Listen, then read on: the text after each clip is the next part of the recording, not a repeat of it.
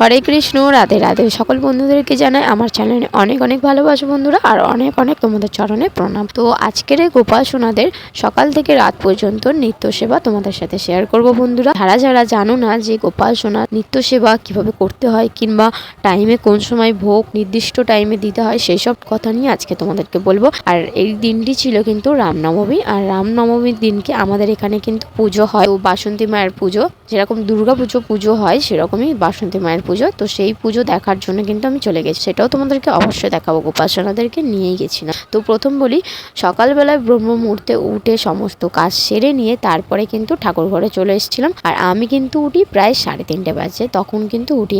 আমার যেহেতু সমস্ত কাজ সংসারের করতে হয়, তার কিন্তু ব্রহ্ম মুহূর্তে উঠি। তোমরা চাইলে 4:05টার মধ্যে উঠলেও হবে। ব্রহ্ম মুহূর্তে স্নানটা আগে সেরে নিয়ে গোপাল সোনাদেরকে সেবাটা, তো যাদের কাছে নেই তারা কিন্তু উঠে এই টাইমটায় উঠে একটু অন্তত প্রার্থনা, একটু অন্তত যোগা এইগুলো করতে পারো তোমরা।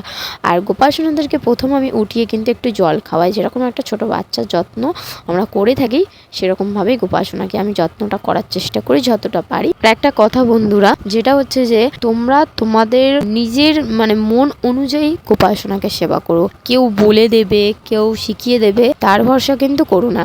গোপাল সোনা যখন নিজের ইচ্ছায় তোমার কাছে এসছে, তখন নিজের ইচ্ছাই তোমাকে পাল্টিয়ে দেবে। সেটা গোপাল সোনার ওপর ভরসাটা রেখো, কারোর উপর ভরসা রেখো না। যে অনেক লোকে কথা বলতেই পারে, কিন্তু সে কথা কানে নিলে চলবে না। সব কথা যদি কানে নিয়ে চলো, তাহলে কিন্তু সেবা জীবনেই করতে পারবে না।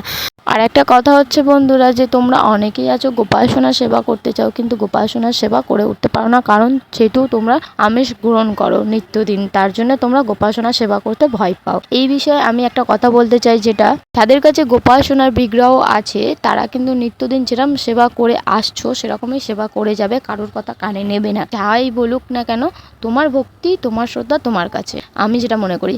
আর ভক্তি যদি তোমার শ্রদ্ধা মন থেকে আসে, সেটা কিন্তু আর কেউই আটকাতে পারবে না। নিরামিষ ভোজন তোমাকে আপনি হয়ে যাবে। আর তুলসীর মালা অবশ্যই ধারণ করো। এটি আমি বিশ্বাস করি যে গোপাল সোনার সেবা করতে গেলে কারোর অনুমতি লাগে না। ভগবান যখন আসে তখন কিন্তু তার নিজের ইচ্ছাই আমাদের কাছে আসেন। আমরা কিন্তু নিয়ে আসি না গোপাল সোনাকে, গোপাল সোনা নিজে আমাদের কাছে আসেন।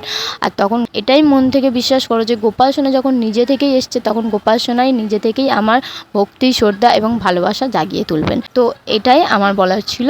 আর একটা কথা, যে আমিষ গ্রহণ করে কি তোমরা মালা জপ করতে পারবে নিত্যদিন, নাকি পারবে না? আমি যেটা জানি, যেটা শুনেছি প্রেমানন্দ মহারাজ, যে মালা জপ অবশ্যই করতে পারবে, কিন্তু এটা নিত্যদিন করতে হবে। খেতে, বসতে, শুতে যখন মনে হবে তখনই করতে হবে মালা জপটা। আর একটা কথা, এটা কিন্তু প্রত্যেক দিনই করতে হবে, ছেড়ে দিলে কিন্তু হবে না। আর এটা ভক্তি মনে এবং শ্রদ্ধা মনে করতে হবে, আর শুদ্ধ জায়গায় বসে করতে হবে। আর যদি ভক্তি সত্যি হয়, তাহলে কিন্তু তোমার অবশ্যই জীবনের পরিবর্তন অবশ্যই ঘটবে। তো সব কিছু বললাম, তো এবার তোমাদেরকে বলি আমার গোপাল সেবার ব্যাপারে কিছু কথা। তো চলো, গোপাল সোনাদেরকে আমি কিন্তু এখন ভোগ লাগিয়েছি। আর এখন ঠিক বাজে দুপুর 12টা। দুপুর 12টার দিকে আমি ভোগ লাগিয়েছিলাম, আর কিছু ফল লাগিয়েছিলাম। যেহেতু রামনবমীর দিনকে আমি কিন্তু উপোস ছিলাম, তার জন্য দুপুর 12টার পরেই উপোস ভাঙবো।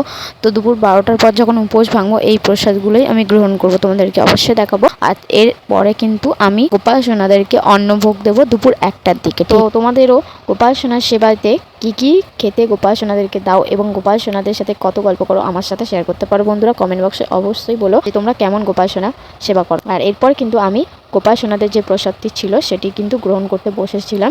অল্প করে নিয়েছিলাম গোপাল সোনাদের কাছ থেকে, আর গোপাল সোনারা এখনও খাচ্ছিল। তো তারপর কিন্তু দুপুরবেলার আমি সেবা নিয়ে চলে এসেছি গোপাল সোনাদের ভোগে দিয়েছিলাম ডাল, আলু ভাজা, ভাত এবং চাটনি আর শসা। তো বেশিক্ষণ আর তোমাদেরকে দেখালাম না, গোপাল সোনার সেবা দিয়েই কিন্তু গোপাল সোনাদেরকে আমি সন্ধ্যাবেলার আরতি নিয়ে চলে এসেছিলাম। কারণ আমি কিন্তু শয়নের ভিডিও তোমাদেরকে দিইনি, যেহেতু গোপাল সোনাদের অনেক দেরি হয়ে গেছিলো। তো সন্ধ্যাবেলার ভোগে আমি তোমাদের কী দেবো সেটা দেখাই।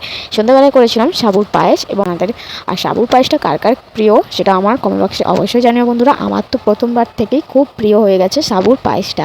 তো এইটাই বলার ছিল। আর এরপর বলি তোমাদেরকে, যখন তোমাদের মধ্যে গোপাল সোনার জন্য প্রেম, ভালোবাসা অনেক থাকবে, তখন দেখবে সেই ভোগটি, সেই প্রসাদটি এত সুন্দর অসাধারণ খেতে লাগবে, সেটি কিন্তু অমৃত থেকেও বেশি অমৃত লাগবে। কারণ এই প্রেম, যে তুমি মন থেকে সেটা তৈরি করে দিচ্ছ গোপাল সোনাকে, আর সেই ভোগটি গোপাল সোনা মন থেকে যখন গ্রহণ করবে তখন কিন্তু সেটি প্রসাদ হয়ে যায়। আর তারপরে গোপাল সোনাদের আমি মুখটা মুছিয়ে দিয়ে আমিও চলে এসেছিলাম গোপাল সোনাদের প্রসাদটা তুলে নিয়ে গ্রহণ করার জন্য। আর এই প্রসাদটি কিন্তু আমার ফ্যামিলির সবাইকে দিয়ে তারপরেই কিন্তু আমি গ্রহণ করেছিলাম। আর তারপর খাওয়ার পরে গোপাল সোনাদের ঠিক 7:30টার দিকে আরতি করতে ফের চলে এসেছিলাম আর এবং গোপাল সোনাদের ভোগ নিয়ে আমি দিয়েছিলাম সন্ধ্যার বেলায় সাবুর খিচুড়ি এবং গোপাল সোনাদের জন্য একটু কিছু ফল। আর যেহেতু গরম তার জন্য কিন্তু রাতবেলায় ফলটা দিয়েছি, নয়তো আমি দিই না। তারপরে চলে গেছিলাম বাইক নিয়ে বার হয়ে গোপাল সোনাদেরকে নিয়ে আরতি দর্শন করতে, বাসন্তী মায়ের আরতি।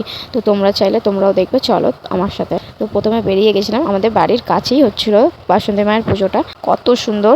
আর আমি যখন যাই তখন কিন্তু আরতি হচ্ছিল গামছা দিয়ে কিংবা পাখা দিয়ে আরতিটা হচ্ছিল, আর দেখতে খুবই সুন্দর লেগেছে। তো প্যান্ডেলে এসে দেখো আমাদের কত সুন্দর প্যান্ডেলের কাজটি, এবং মায়ের দর্শনটা দেখো কত সুন্দর, মায়ের মূর্তি এবং একদম মিষ্টি করে হাসি দিচ্ছে মা। আর এই যে এই হাসিটা দেখার জন্য কিন্তু দূর দূর থেকে লোক ছুটে আসেন। তো তারপর কি আবার তারপর আমরাও বাড়ি চলে আসলাম, বাড়ি এসে গোপাল সোনাদেরকে শয়ন দিয়ে দিলাম। আর আমার ভিডিও দেখতে কার কার ভালো লাগে কমেন্ট বক্সে অবশ্যই জানিও পরের নেক্সট ভিডিওর জন্য।